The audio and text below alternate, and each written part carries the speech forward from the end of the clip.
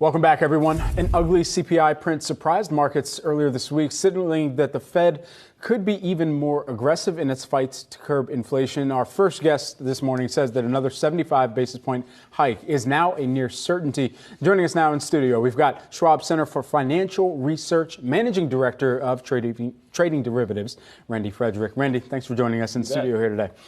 First and foremost, I mean, the expectation from the markets now is not necessarily that it's just going to be one outsized hike. It's 75 that you're saying is baked in. But now, even after the 75, what does that timeline look like? Well, so there was it had crept up to almost about a 90% probability that we were going to get a 75% basis point hike next week.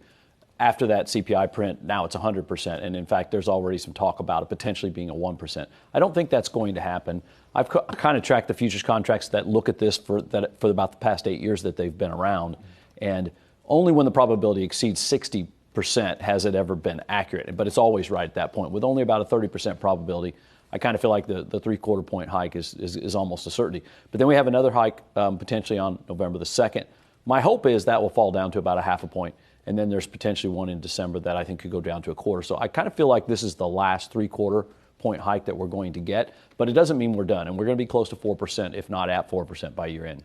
Randy, what we've continued to see is that technology shares have been hit especially hard when we get either an inflation print like we saw on Monday or, and they usually go together, of course, expectations that the Fed's going to be more aggressive. Right.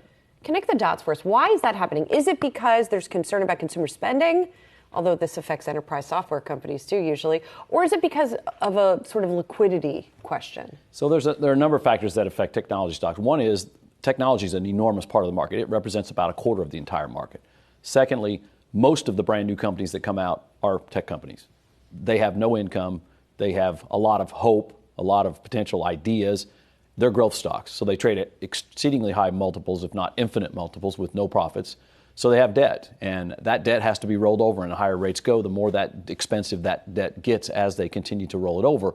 And so therefore, it puts the pressure on them quite a bit. If you're an established company, a leader in your organization, and when we talk about tech, you got to take out sort of the mega cap techs, the ones that have gigantic balance sheets. You know, the Microsofts but those guys went down on Monday too. Yeah, a little bit. The rising tide and will will always affect everyone. But if you think about the ones that have been decimated the most since last year, some that are down 60, 70%. It's mostly the smaller, newer, upstart type techs. The big mega cap techs are actually holding in there quite nicely. So where else can you hide out? If big tech with companies with good balance sheets, lots of cash, if they're getting slammed, is there any place to hide? There are a couple of places. Obviously, energy's been the vast outperformer this year, without a doubt. There's only two sectors that are actually in the money this year, and it's energy and utilities. Energy's up something like 40%. Utilities up a couple of percent. Utilities have been a hot space. It is kind of an area where I think you need to be a little bit careful because valuations have gotten a little bit high in that area. But utilities also tend to be an area where you get a lot of dividends. And dividends have been very, very popular lately. That kind of goes against conventional wisdom that when you can get income in the debt market, that dividend payers will lose value. That hasn't happened at all this year. And I think it's partly because not only are they dividend payers, but they're also the defensive areas, right? Consumer staples and utilities tend to be an area where people go when the markets are rocky. And we've been nothing but rocky for the last 9 months. So that's an area where I think there's still some place to go.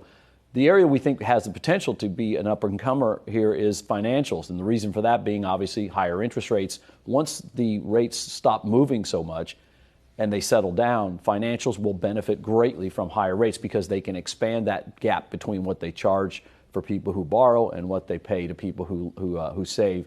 And it's that margin that's where financials make most of their income. One of the things that we've also been discussing is this concept of the personal inflation rate and how much inflation is actually impacting individuals and what kind of the longer standing implications of that may be. You know, how do we ensure that on the other side of whatever the Fed's policy looks like fully enacted, that we do have enough ground to rebuild off of on the other side of that? Yeah, so a couple of things to keep in mind is that wages go up when inflation go up, and we've seen a lot of that already. But when inflation starts to come back down, those incomes will not come back down. You rarely get salary cuts. I mean, it happens on rare occasions.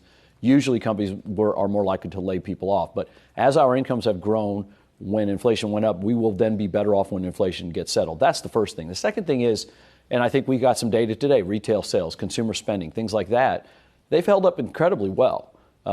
Almost everyone except for maybe the bottom 20% or so we're still spending. We're taking vacations. We're traveling. We're buying things. We're remodeling our homes. We complain a lot. That's one of the things I think is really important, is that we talk a lot about consumer sentiment, but that's an attitudinal measure. Yes, we're all grumbly and grumpy, but we're not pulling back on our spending.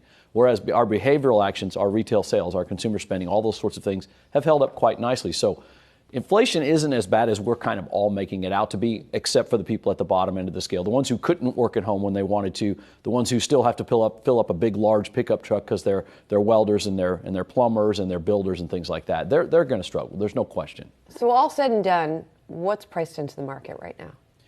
Well, I think the market's pricing in, again, an interest rate somewhere close to 4% by year end.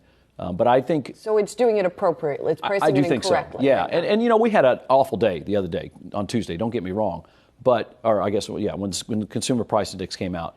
But keep in mind, we had 4 big days right before that. That move did not even wipe out the previous 4 days movement. So it basically just put us back to where we should have been before the optimism about, for some reason, everyone expecting a lower print took hold. So I think we're going to be in fine shape. I think we're going to have some more volatility, I believe, until we get to that November Fed meeting. At that point, if we get a half-point hike, I think at that point, consumers and investors will be bullish again. We don't need rate cuts in order to be bullish again. All we need is just something to pause a little bit. Point well taken. All right, Randy Frederick, Schwab Center for Financial Research and Managing Director of Trading Derivatives. Thanks for coming to the studio. Appreciate the time. My pleasure.